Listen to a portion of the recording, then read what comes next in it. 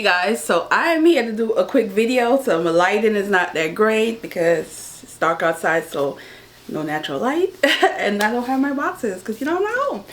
So I just wanted to do a quick reaction to the book winner. And I haven't looked. I've been avoiding my phone because I don't want anybody to spoil it for me. So you guys know, if you watched yesterday's video, I go over how I feel about each book. But this is my favorite, which is Bee Sting.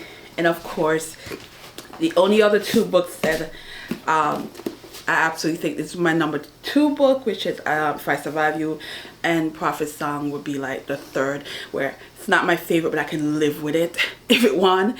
But I'm really rooting for the Bee Sting. This is my favorite book out of all 6 books. Let's get on here. Prophet's Song. As soon as she said saving, it was obvious it was gonna be the Prophet Song. I literally said, like, mounted.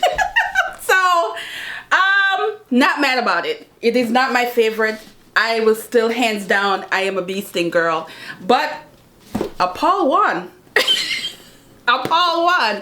So I'm not surprised. I'm absolutely not surprised. Like I said, it wasn't my favorite, but I did enjoy it. And also the parts that I read yesterday is very much reflective of now.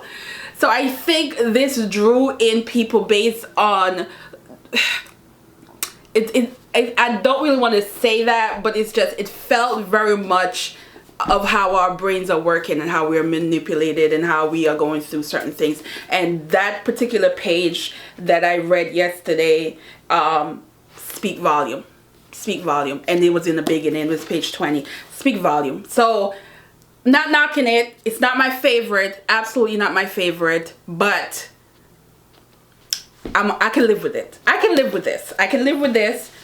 But I'm still rooting for this. Y'all read this. So, alright guys, that is it. That is it. That is it. See you later. Bye.